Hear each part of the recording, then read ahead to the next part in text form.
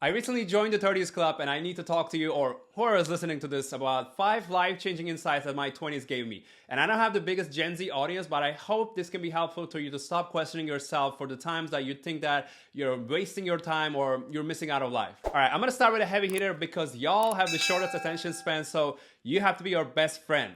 Like the cliche that you keep hearing is true. Throughout the early 20s that we don't really realize since we are surrounded by many friends from college or the work environment. But once we move on, we may travel, we may live abroad, and even if we try our hardest, most friendships fade.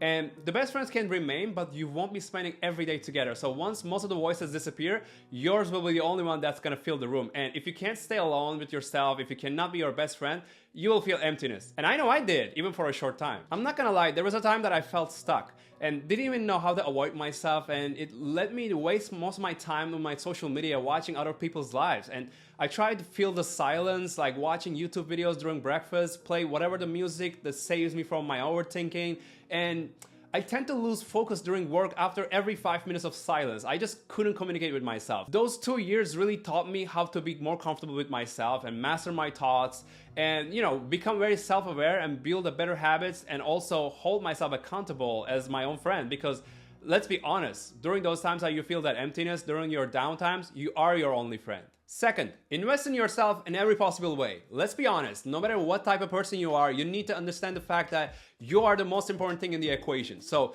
invest in your body, invest in your finances, invest in your education or skills. And I'm a Virgo, so I'm always a little too organized with my workouts, or nutrition and all that stuff, but you don't have to become like a bodybuilder or, the main goal is just to stay active and challenge the body. With your finances, start in your 20s. This is the most important thing to set yourself free in life much earlier than most other people. And I'm not gonna name assets for the sake of the algorithm, but I discovered this guy in 2016 and had the opportunity to invest in these guys many years ago, and I managed to build a few streams of fixed income and a lot of dividend paying companies and high yield savings accounts that I'm not gonna name on this video. And almost everything I've done in the past rewarded me, including the things that I kind of saw as mistakes back then. So my advice, which is not a financial advice, is to start investing early in the long-term assets you feel comfortable with. And especially the state-of-the market these days created a perfect entry point for beginners and people who have at least 20 or 30 more years to live. All right, number 3 is something you should focus on your free time. Teach yourself a valuable skill that will make you wanted by the companies or startups you wish to work for. Choose skills that may put you in the work environment you dream of. I was interested more working from my own space with a little bit more location independence, so I focused on social media, online marketing, coaching, and some other creative skills that aligns with my existing passion and hobbies. So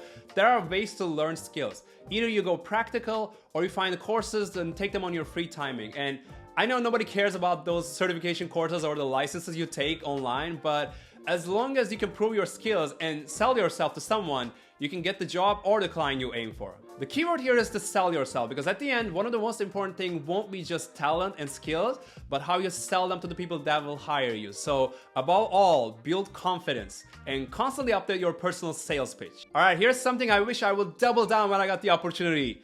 Document your journey, create content and post, and then post some more. Producing content at scale right now. It is such an opportunity. Believe it or not, no matter what you do on social media, everyone's putting content out there gets their 15 minutes, and either it becomes a life-changing moment or a fun memory to talk about once in a while. And unfortunately, my first 15 minutes was just a fun memory that I wasn't able to double down on. Yeah, looking for that sad violin emoji right here.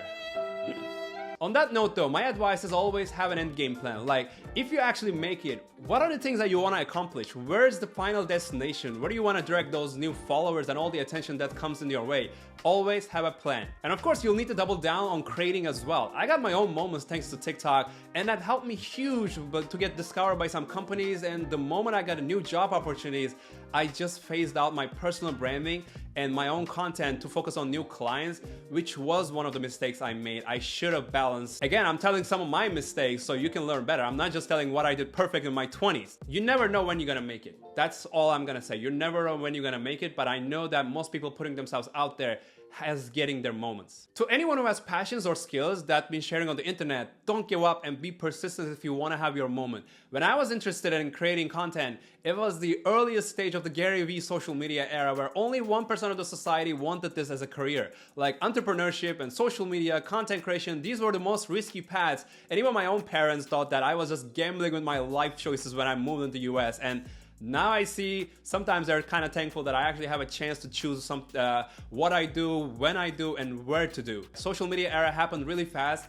and I'm so glad that I took some risk and listened to a random motivational speaker who is now one of the biggest probably speaker and entrepreneur. Just to be clear, I have a different vision for my lifestyle and the career than he has. So I don't agree with all the elements of this hustle culture that's been developing today, but his advice made a big impact on me, and like it made an impact on me to press record and get started. And that's why I keep telling other people today is like the best time to start was yesterday and the second best time is right now. Just press record and put yourself out there. That's been my consistent message over the last couple of months. The last thing I want to say is to stop chasing others. This can be a friend, partner, or anyone.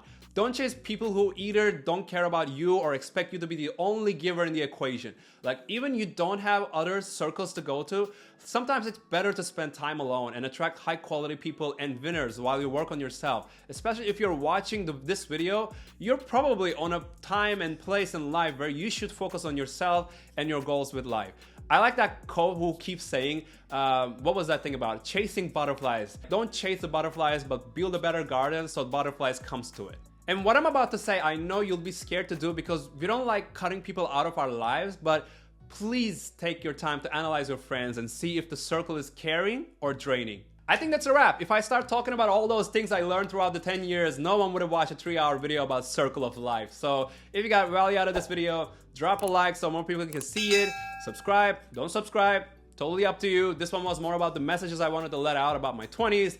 But I recently hit 1,000 subscribers, which was a great milestone for me. So shout out to the ones that are on board right now and watching these quick videos I make. I truly appreciate it. And I'll see you guys in the next video. I'm out.